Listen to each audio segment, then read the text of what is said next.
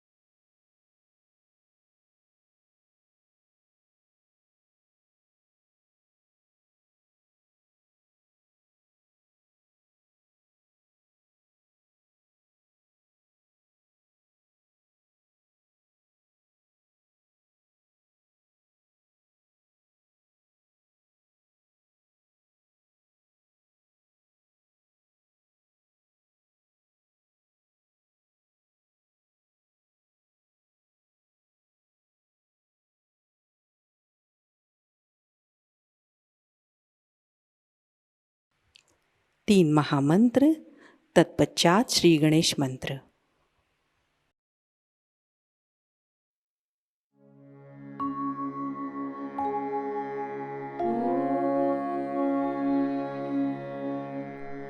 त्वमेव साक्षात् श्री महालक्ष्मी महासरस्वती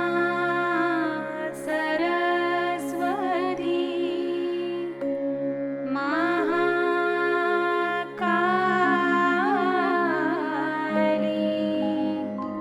त्रिगुणात्मिका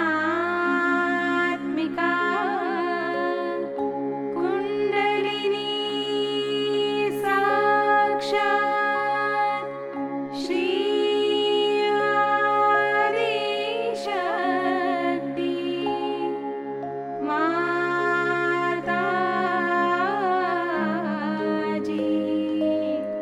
श्री निर्मला देवी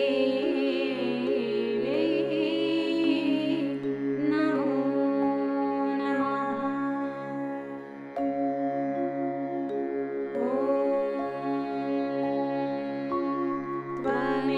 त्वमेव साक्षात्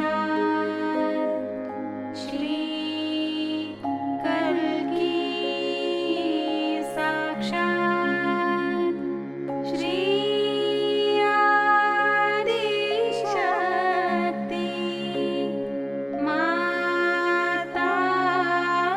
माताजी श्री निर्मला देवी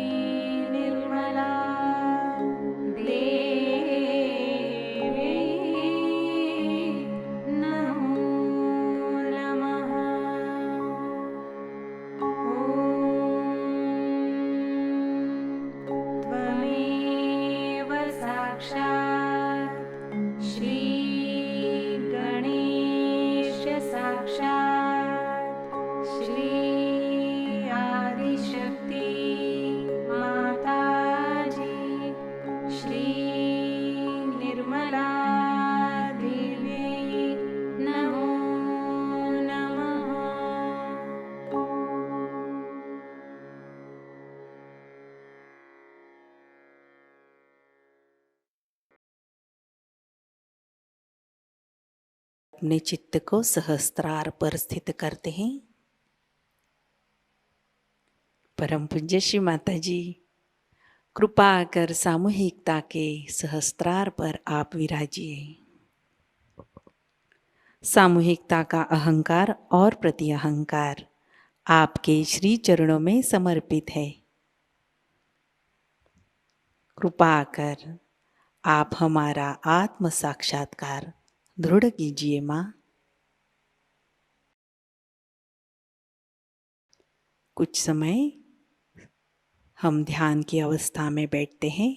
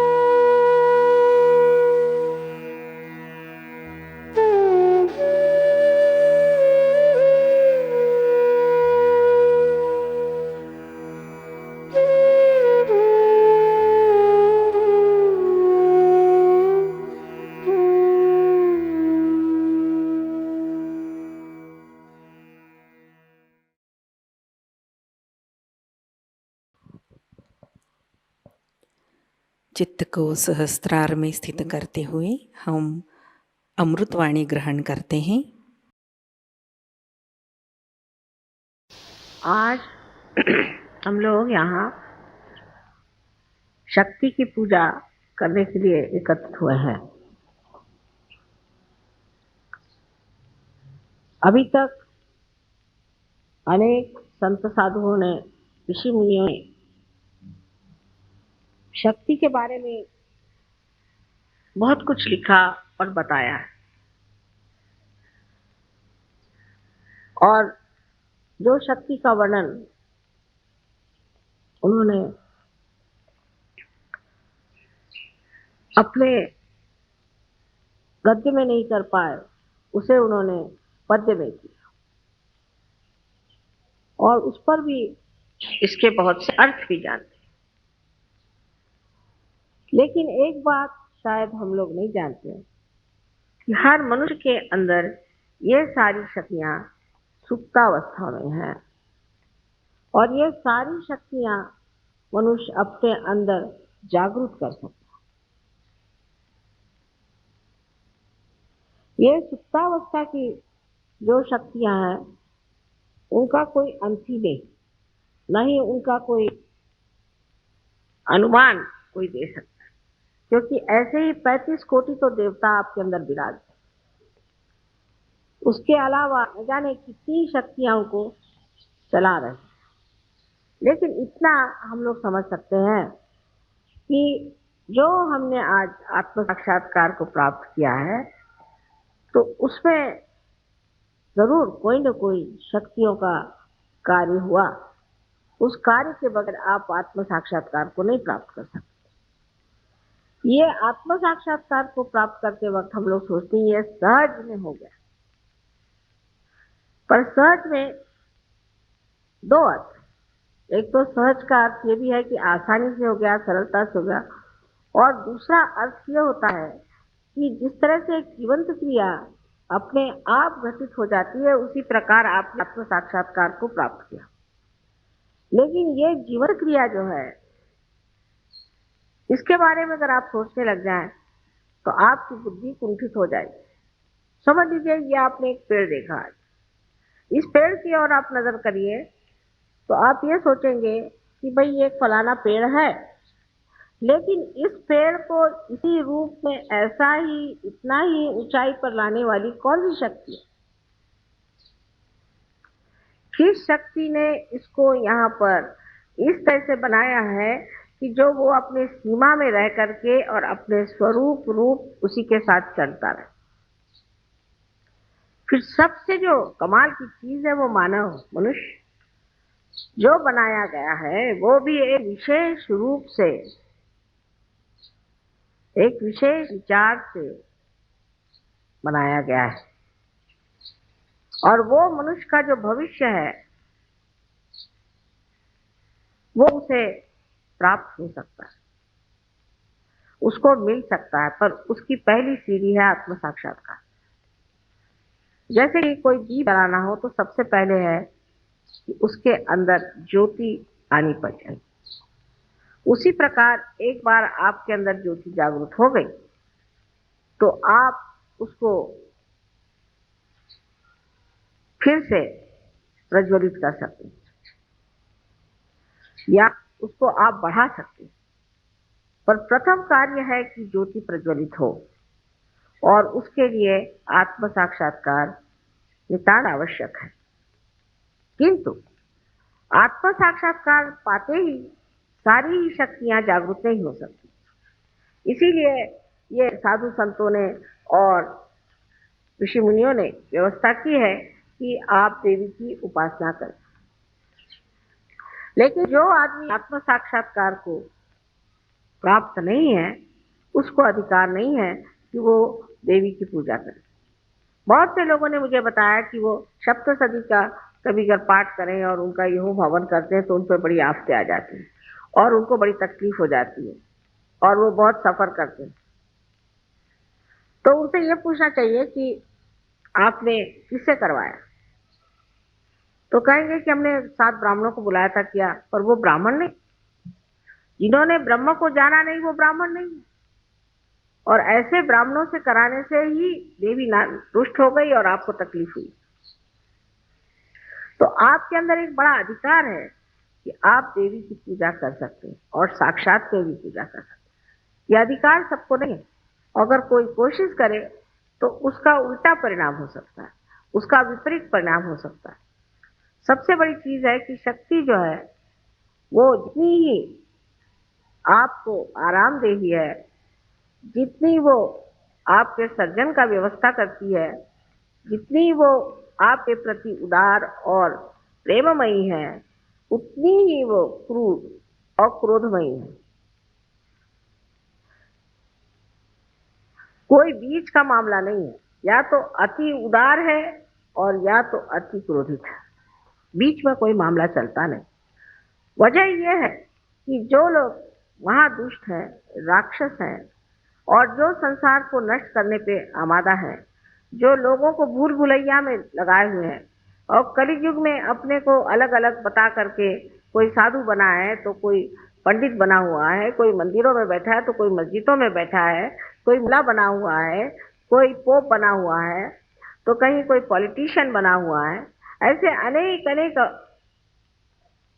कपड़े परिधान करके जो अपने को छिपा रहा है, जो कि राक्षसी वृत्ति का मनुष्य है, उसका नाश होना आवश्यक है। लेकिन ये जो नाश की शक्तियां हैं, इसके तरफ आपको नहीं जाना चाहिए।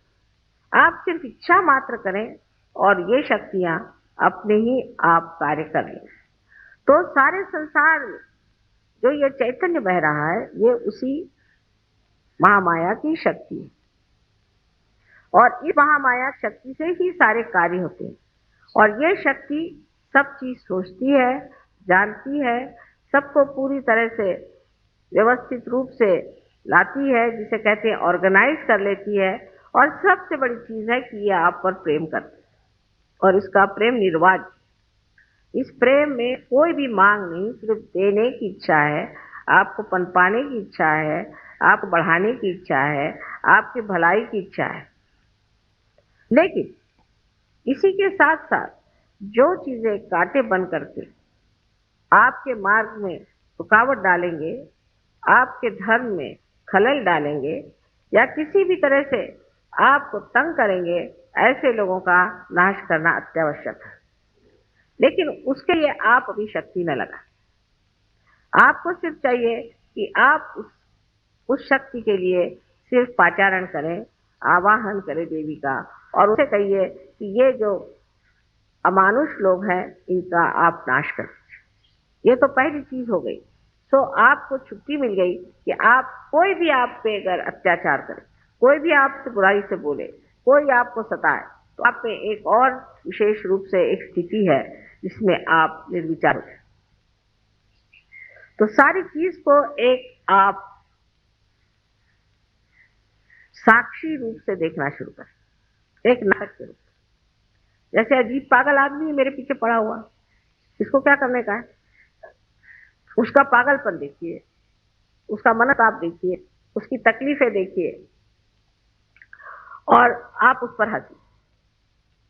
अजीब बेवकूफ है। उसके लिए आपको कोई तकलीफ उठाने की जरूरत नहीं।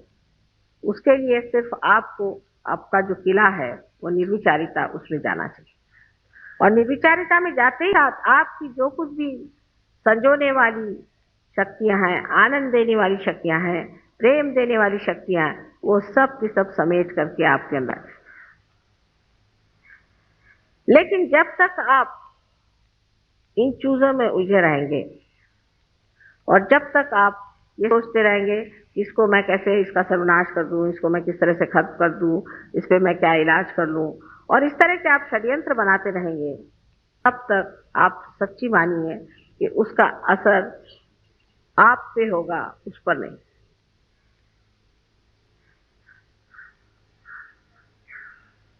रामदास स्वामी ने कहा है कि अल्पधारिष्ट पाए, माने आपका थोड़ा सा जो धीरज है उसको परमात्मा रखता है। लेकिन आपके अंदर इतनी ज्यादा शक्तियां हैं, इतनी ज्यादा शक्तियां हैं कि उनको पहले आपको पूरी तरह से प्रफुल्लित करना चाहिए, उसको जगाना चाहिए, उनको जानना चाहिए, अपने प्रति एक तरह का बड़ा आदर रखना चाहिए। अब ये शक्तियां नष्ट होती हैं, स्वयोगियों में भी जागती है फिर नष्ट हो जाती है, जागती है फिर नष्ट हो जाती है। उसकी क्या वजह है? एक बार जगी हुई शक्ति क्यों नष्ट होती? जैसे कि एक मनुष्य में आसक्ति है कि वो बड़ा भारी कला में निपुण हो गए। स्वयोग में आने से बहुत से लोग कला में निपुण हो गए, कला के बारे में जान गए, उनमें एक तरह की बड़ी चेतना आ गई, उनका सृजन बहुत बढ़ गया। लोग देख के कहते हैं कि वाह, एक कलाकार ऐसा है कि समझ ही नहीं आता।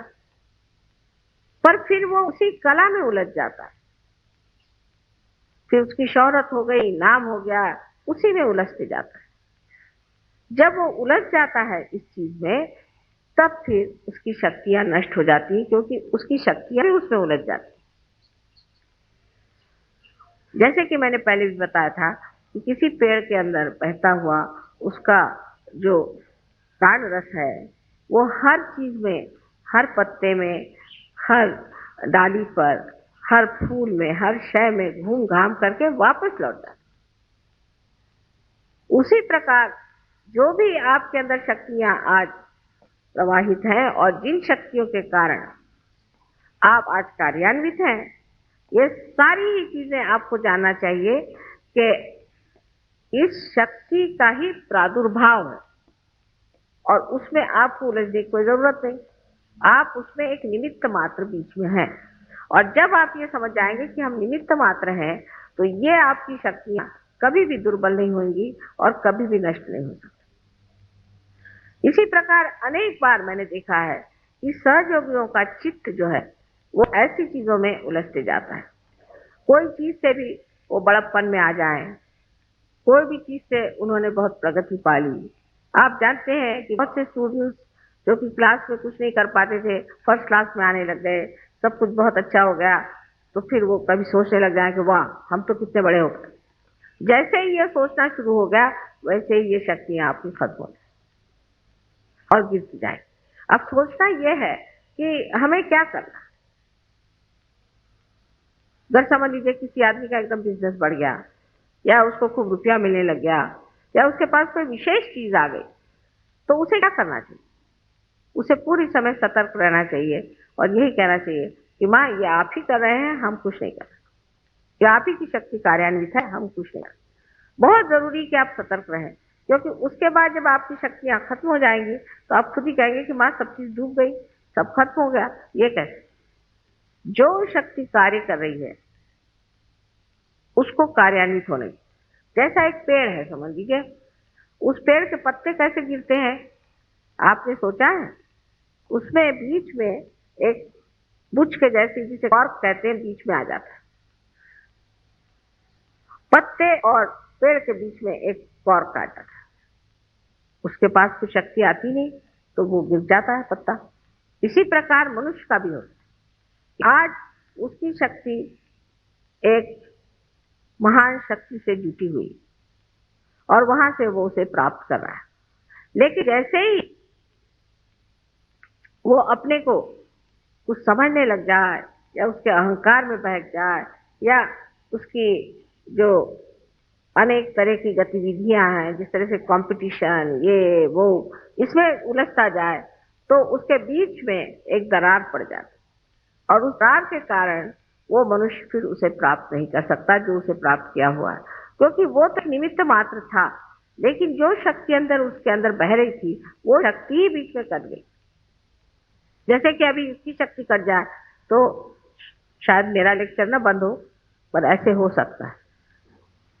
इसलिए हमको एक बात को खूब अच्छे से जान लेना चाहिए कि हमारे अंदर जो शक्तियां जागृत हुई हैं और जो कुछ भी हमारे अंदर की विशेष स्वरूप की व्यक्तित्व को प्रकट करने वाली जो नई आभा हमें दिखाई दे रही है, इस शक्ति को हमें रोकना नहीं चाहिए। इसके ऊपर हमें यह नहीं सोचना चाहिए कि हम कुछ बहुत बड़े हो गए या हमने कुछ बहुत बड़ा पा लिया।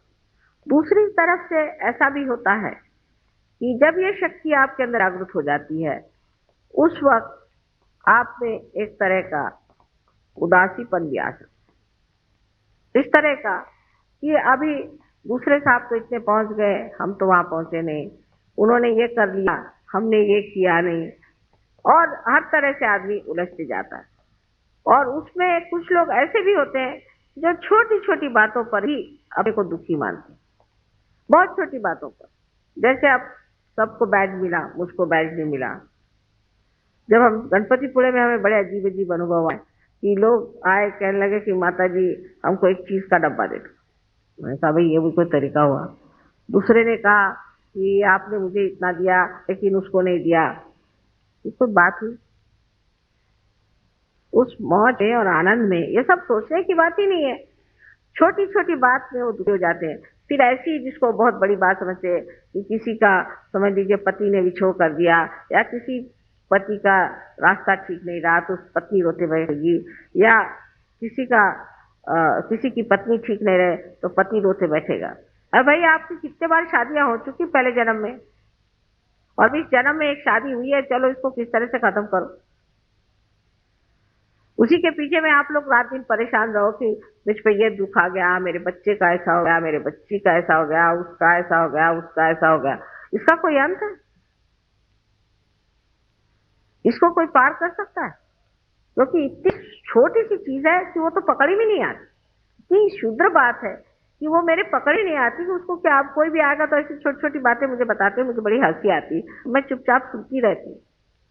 लेकिन मैं कहती हूँ कि आप सहयोगी, सागर के जैसा तो आपका हृदय मैंने बना दिया और हिमालय के जैसा आपका मैंने मस्तिष्क बना दिया, और आप ये क्या चुटुर पुटुर बातें कर रहे हो कि जिसका कोई मतलब ही नहीं रहता। इसकी बात उसकी बात, दुनिया भर की फालतू की बातें करना, और जो सहज की बात है वो बहुत कम होती है, उसमें मौन लगता है। तो सहज में तो कुछ हमने ध्यान ही नहीं दिया, तो सहज में तो मौन हो जाता है। अभी मैंने सुना कि पूना में लोग जरा कम आने लग गए हैं ध्यान में, क्योंकि महाभारत शुरू हो गया है। मैंने तो अभी तक देखा ही नहीं है महाभारत, जो एक देखा है वही काफी। अब देखने की क्या जरूरत है? अब अपने को दूसरा महाभारत करने का, अब वो महाभारत देखते बैठे हो। अबे ऐसा ही आपको महाभारत देखने का शौक है तो उसकी वो फिल्म मंगा लेना, देख लेना, लेकिन पूजा छोड़ करके और आपका सेंटर छोड़ करके आप महाभारत देखते हैं तो आपकी वो शक्ति कहाँ दिखेगी? वो महाभारत में चली गई। वो महाभारत होके हजारों वर्ष हो गए, उसी के साथ वो भी खत्म हो गई। तो ये जो मनोरंजन पर भी लोगों का एक बड़ा ध्यान रहता है, किस चीज से हमारा मनोरंजन हो, ऐसा ही हर एक चीज में मनुष्य उलझते जाता है। तो कोई भी चीज अति में जाना ही सहज के विरोध में पड़ती है। जैसे अब म्यूजिक का शौक है, तो अब म्यूजिक तो म्यूजिक ही म्यूजिक, फिर ध्यान भी नहीं करने का, म्यूजिक में पड़े, वो मनोरंजन है। फिर कविता में पड़ गए तो कविता में उलझ गए। कोई भी चीज में अतिशयता में जाना ही सहज से विरोध में जाना है। इस बात को आप गांठ बांध के रखें। और दूसरी चीज कि जो हमारी शक्तियां, उनको सम्यक होना चाहिए, तभी हमें सम्यक ज्ञान मिलेगा, माने इंटीग्रेटेड नॉलेज। अगर एक ही चीज के पीछे में आप पड़े रहे और एक ही चीज को आप देखते रहे तो आपको इंटीग्रेटेड नॉलेज नहीं हो सकता है, आपको सम्यक ज्ञान नहीं हो सकता है, आपको एक चीज का ज्ञान होगा।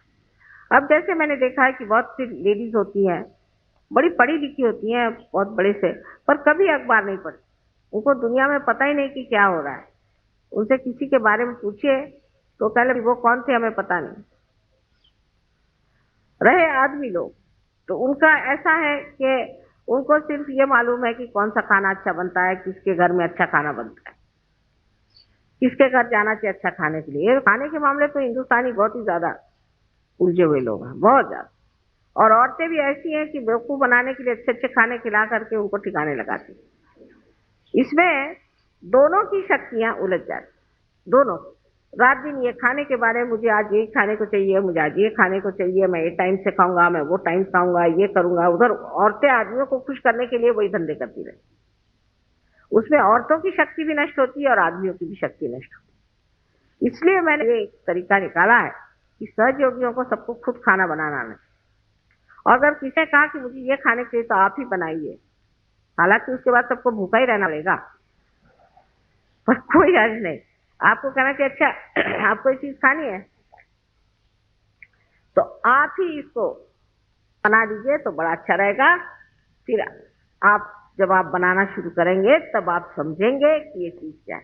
क्योंकि किसी भी चीज को टीका टिप्पणी करनी तो बहुत आसान चीज है, किसी चीज को अच्छा कहना बुरा कहना बहुत ही आसान चीज, लेकिन वो खुद जब आप करने लगते हैं तो पता चलता है कि ये टीका टिप्पणी हम जो कर रहे हैं ये बिल्कुल बेवकूफी है, क्योंकि हमें कोई अधिकार नहीं।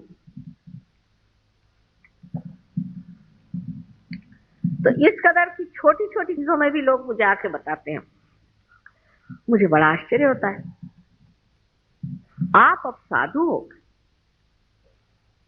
आपके अंदर सबसे बड़ी जो शक्ति आई है वो ये, आप कोशिश करके, और मैं जो बात कहती हूँ उसकी आपको प्रचिति आएगी, कोशिश करके देखिए। आप जमीन पर सो सकते हैं, आप रास्ते पर सो सकते हैं, आप 10-10 दिन भी भूखे रह जाए आपको भूख नहीं लगी, आप कैसा भी खाना है उसे खा लेंगे, आप कुछ नहीं करेंगे। इसमें आप हमारे प्रदेश के सहयोगियों को देखिए, किस हालत में रहते हैं, किस परेशानी में रहते हैं।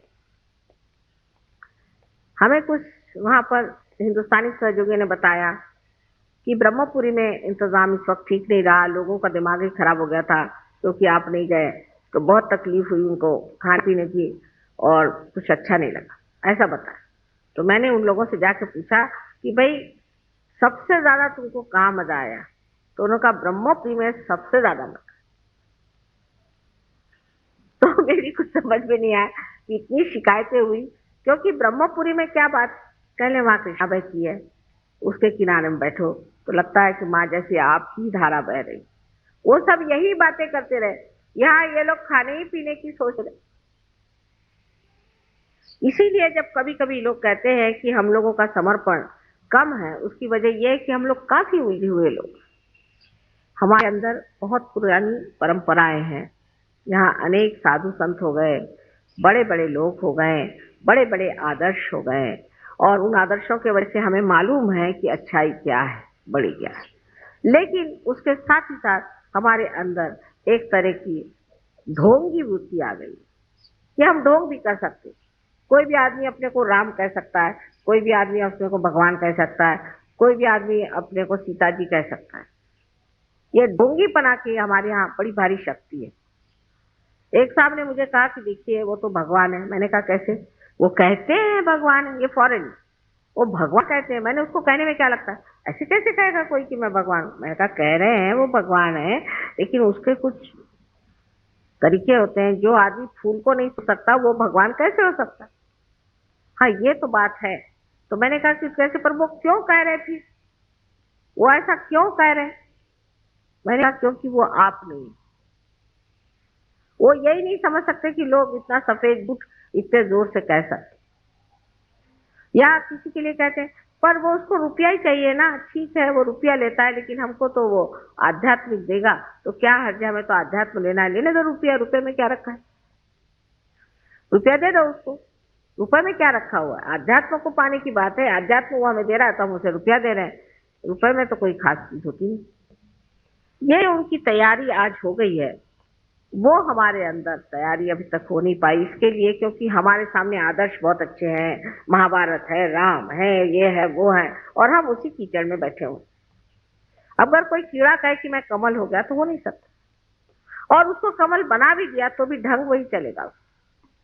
इसलिए यह समझ लेना चाहिए कि हमारे अंदर जो इतनी ऊंची ऊंची बातें हो गई और जिसे हम सारी तरफ से पूरी तरह से हम ढके हुए, और के कारण हम लोग बहुत ऊंचे भी हैं, लेकिन जब तक हम अपने को ये न समझे कि हमें वही होना है जो हम देख रहे हैं, इस मामले में हमारे अंदर आंतरिक इच्छा, ऊपरी नहीं, अंदर से लगना चाहिए। क्या हमने उसे प्राप्त किया? क्या हमने अपने ध्येय को प्राप्त किया? क्या हमने उसे पाया है? उससे हमें पाना है। इस मामले में ईमानदारी अपने साथ कर, और जब तक ईमानदारी नहीं होगी तब तक शक्ति आपके साथ ईमानदारी नहीं कर सकती। ये आपका और अपना निजा संबंध है। अनेक तरह से आप अपने को पड़तालिए और देखिए कि हमारे अंदर ये शक्तियां क्यों नहीं जागृत हो सकती, क्यों नहीं हम इसे पा सकते? कारण हम खुद ही अपने को एक तरह से काटे चले जा रहे हैं। तो किसी भी तरह की ढोंगी वृत्ति का सहयोग में स्थान नहीं। हृदय से आपको महसूस होना चाहिए, हर एक चीज को हृदय से पाना चाहिए, अपने अंतर आत्मा से उसे जानना चाहिए। उसके लिए कोई भी ऊपरी चीज, कोई है तो मुस्कुराते बैठे रहेंगे, कोई जरूरत है मुस्कुराने की, कोई है कि बड़े गंभीर होकर बैठे रहेंगे, ये नाटक करने की कोई जरूरत नहीं। जो आपके अंदर भाव है वो बाहर आ रहा है, उसमें कौन सा नाटक करने, उसमें कौन सी आफत करने की है? जो हमारे अंदर भाव है वही हम प्रकटित कर रहे हैं, क्योंकि हमारे अंदर जो भाव है वो इस शक्ति से बहता हुआ बाहर चला रहा है और उसी को हम प्रकटित कर रहे हैं। और जो लोग इस तरह से एक बार समझ लें कि हमें पूरी तरह से ईमानदारी से सहयोग करना, वो धीरे धीरे इसमें खिसकते जाए। जिस तरह से वहां पर मैं लोगों में देखती हूँ आत्मसमर्पण, उसमें मैं ये जरूर कहूंगी कि उस आत्मसमर्पण के पीछे में एक बड़ी भारी कमाल है। और वो कमाल ये है कि वो सोचते हैं कि सिर्फ हमारा कल्याण आत्मिक ही होना चाहिए, हमारा आत्मिक कल्याण होना चाहिए, और कोई भी बात वो नहीं सोचते। सहयोग लाभ अनेक है। आप जानते हैं कि तंदुरुस्ती अच्छी हो जाएगी, आपको पैसे अच्छे मिल जाएंगे, आपकी नौकरी अच्छी हो जाएगी, आपका दिमाग ठीक हो जाएगा, आपके बच्चों का भला हो जाएगा, और दुनिया भर की चीजें जितनी भी आप जिसको आप संसारिक कहते हो जाएंगी, और उससे भी आपका नाम हो जाएगा, शोहरत हो जाएगी, जिनको कोई भी जानता है वो तक उनका नाम हो जाएगा, वो तक लोग जानेंगे, सब कुछ होगा। लेकिन हमें क्या चाहिए? हमें तो अपनी आत्मिक उन्नति के सिवाय और कुछ नहीं। हम सिर्फ आत्मिक उन्नति पाते। जब वो आत्मिक उन्नति मनुष्य में हो जाती है तब मनुष्य सोचता ही नहीं इन सब चीज। उसके लिए सब कप पदार्थ है। सारी लक्ष्मी उसके पैर धोए, उसके लिए वो कप पदार्थ है। कोई भी उसके लिए चीज ऐसी नहीं है कि जिसके लिए वो लालायित हो या परेशान हो। इस कदर वो समर्थ हो जाता है। अगर है तो है, नहीं है तो नहीं, मिले तो मिले, नहीं है तो नहीं। ये जब अपने अंदर ये स्थिति आ जाए, मनुष्य स्थिति पे आ जाए, तब सोचना चाहिए कि सहयोगियों ने अपने जीवन में कुछ प्राप्त किया। जब तक ये स्थिति प्राप्त नहीं होती तो आपकी नाव डामाडोल चलती रहेगी और आप हमेशा ही कभी इधर तो कभी उधर घूमते रहेंगे। पहले अपने को स्थापित करने की जो महान शक्ति आपके अंदर है वो है श्रद्धा।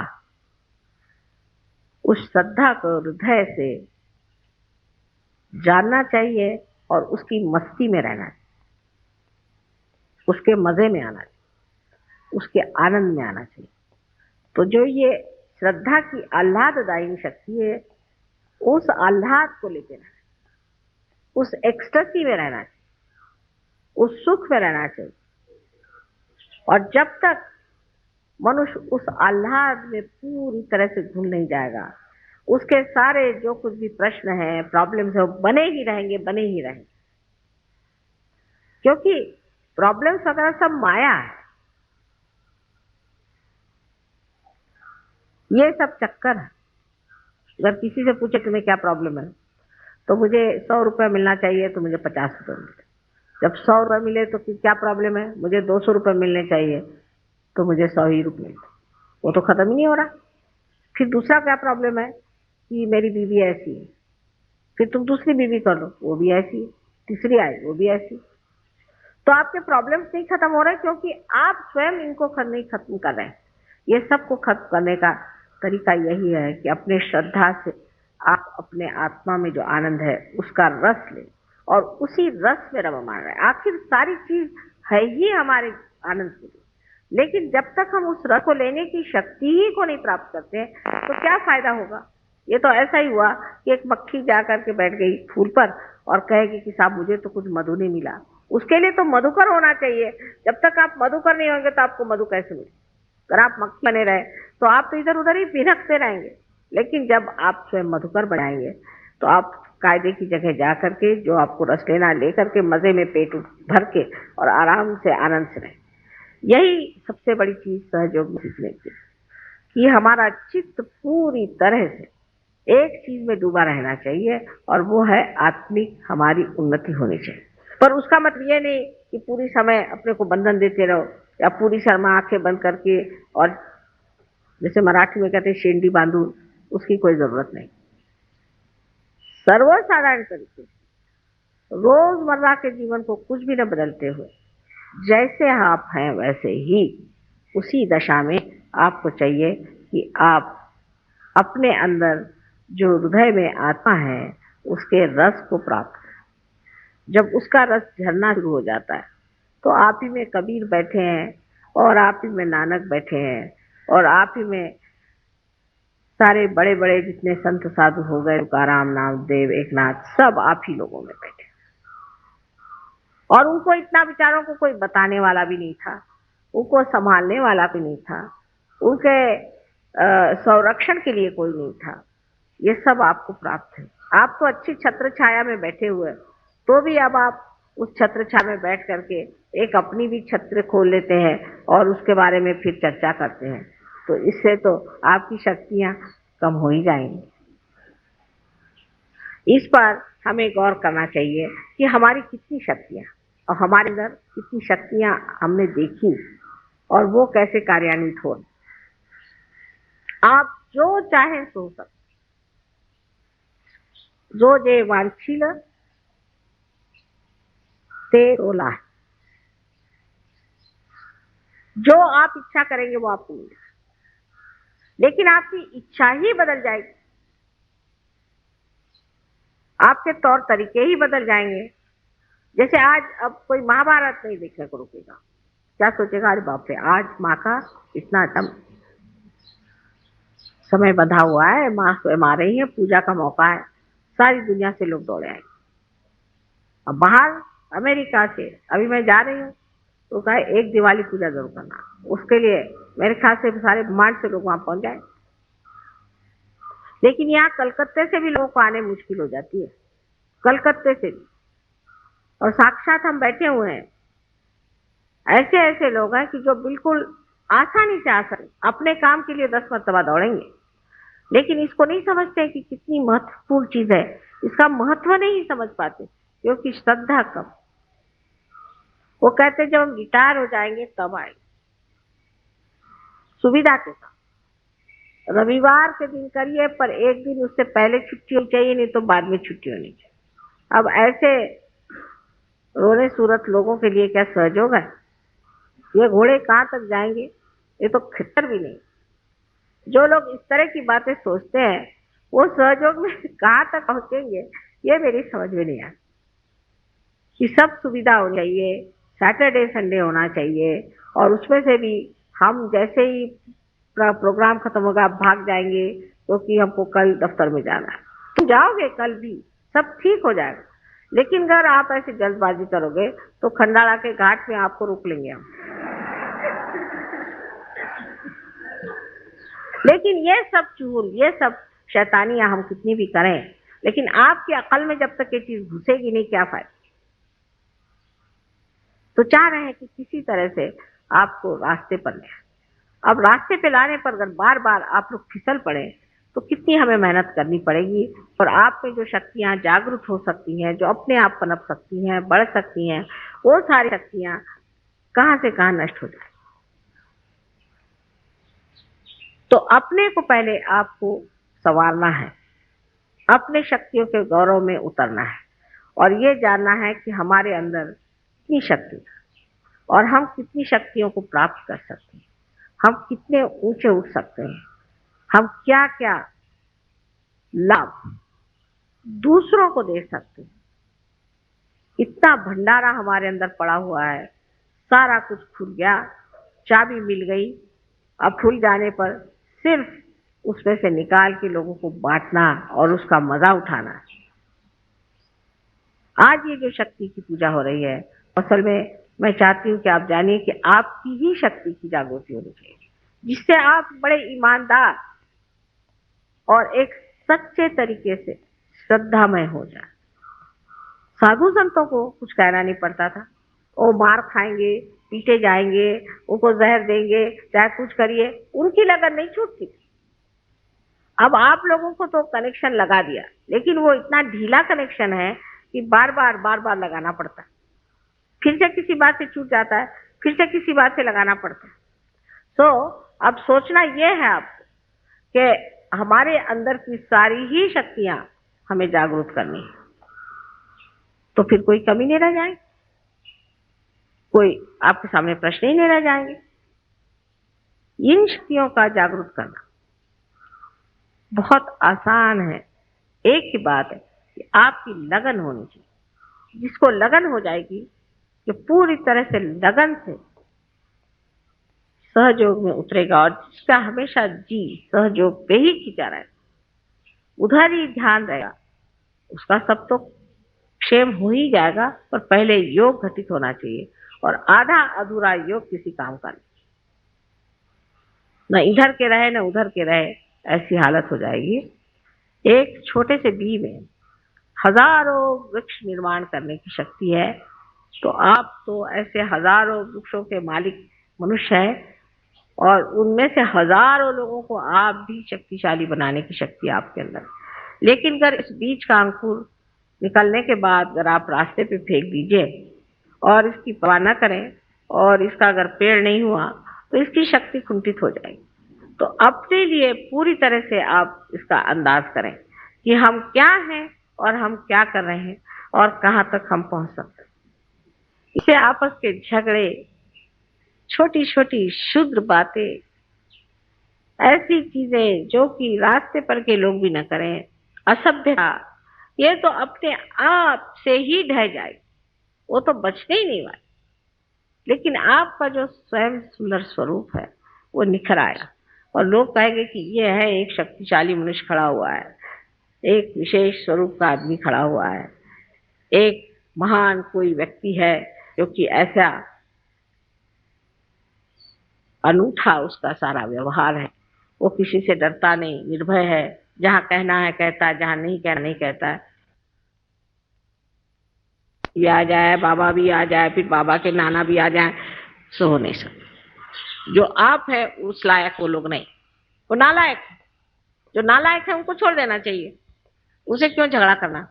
नालायक लोगों से झगड़ा करने को जरूरत, नसीब आपके फूटे जो नालायक से शादी करिए, ऐसा सोचना चाहिए। और नसीब आपके फूटे जो नालायक आपके माँ बाप है। जो नालायक है उनको काहे को जबरदस्ती सहयोग मिलाना और मेरे खोपड़ी पे लादना कि साहब माँ इसको ठीक करो, क्योंकि वो मेरी बीवी है, क्योंकि वो मेरा बाप है, क्योंकि मेरा बाबा, मेरा दादा, मेरा उनसे कोई रिश्ता नहीं बनता। अगर वो सहयोग में नहीं है तो उनको आप नालायकों को बाहर रखिए। जो लायक लोग हैं उनसे रोज दोस्ती करिए, उनके मजे में रहिए, आपको जरूरत क्या है। पर यही बात हम लोग नहीं समझ पाते कि ये दुनियाई रिश्ते ऐसे चलते रहते हैं कि कुछ रखा नहीं। हाँ, अगर आपकी जिसके साथ में संगति है वो आपके साथ उठ सके, आपके साथ चल सके, आपके साथ बन सके तो ठीक है, और नहीं तो ऐसे नालायक लोगों को कोई जरूरत नहीं सहयोग में लाने। और मैं देखती हूँ कि बहुत ही नालायक लोग सहयोग में कभी कभी इससे आ जाते हैं और मेरे बड़ा सरदर्द हो जाता है। आपकी लियाकत थी इसलिए आप आए और आप सहयोग को प्राप्त हुए, आपको आशीर्वाद मिला, आपने बहुत कुछ पा लिया और आगे आप पा सकते हैं। और जो भिखारी हैं उनको देने में क्या अर्थ है, और भिखारी भी है और उसके झोली में छेद भी है, उनको और देने से और क्या फायदा। वो करेला नीम चढ़ा। ऐसे लोगों से रिश्ता रखने की आपको कोई जरूरत नहीं है, उनसे कोई बात करने की जरूरत नहीं, मतलब रखने की जरूरत नहीं, उनको बकने दीजिए। अगर उनका दिमाग ठीक हुआ तो वो आएंगे और सहयोग में उतरेंगे, और नहीं हुए तो आप अपना दिमाग क्यों खराब करते, उससे कोई फायदा नहीं है। ऐसे लोगों के पत्थर के जैसे सर होते हैं, उससे कोई फायदा नहीं होता, वो देख नहीं सकते। तो आज से हम लोगों को सोचना है कि हम एक व्यक्ति हैं स्वयं, और इसे हमने प्राप्त किया है अपने अपने पूर्व जन्म के कर्मों से, तो तुमने बहुत पुण्य किए थे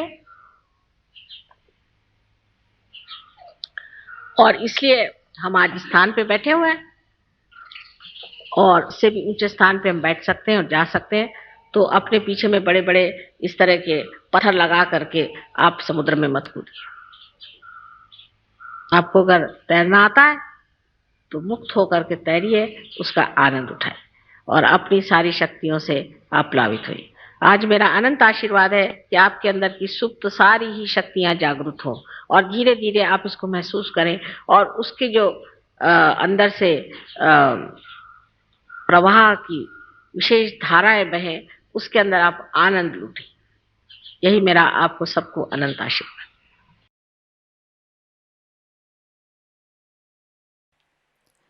ध्यान की अवस्था बनाए रखते हैं।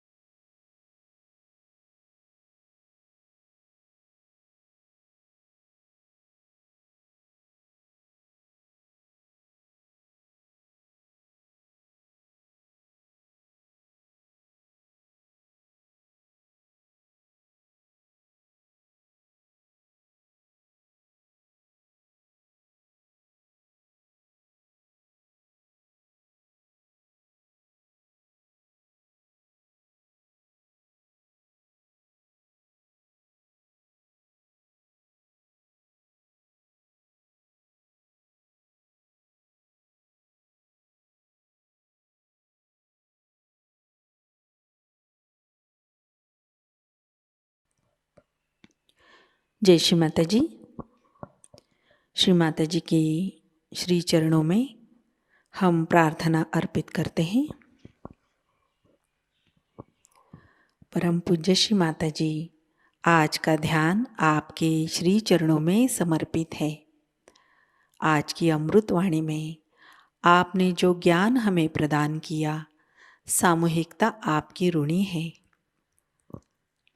परम पूज्य श्री माता जी, कृपा कर हमें ध्यान की गहनता, गहराई प्रदान कीजिए, जिससे हम सहज धर्म की गरिमा में रहे, ऊंचाई में रहे। श्री माता जी, हमें गतिशील, कृतिशील, सतर्क और स्वयं अनुशासित सहयोगी बनाइए, जिससे हम सहयोग फैलाने के प्रति हमारा उत्तरदायित्व निभा सके। कृपा कर हमें आध्यात्मिक प्रगति की ओर अग्रसर कीजिए। श्री माता जी, हमें भौतिकता के भ्रम से, कुसंस्कारों से दूर रखिए। हमारे अंदर निर्लिप्त साक्षी भाव प्रस्थापित कीजिए। श्री माता जी, इस ध्यान सत्र में अगर हमसे कोई गलती हुई हो, कृपा कर हमें क्षमा कर दीजिए। हमारी प्रार्थनाओं का स्वीकार कीजिए और हमें आशीर्वादित कीजिए। आपके श्री चरणों पर कोटि कोटि प्रणाम, अनंत कोटि प्रणाम। जय श्री माता जी। कुंडलिनी चढ़ाकर बंधन लेते हैं।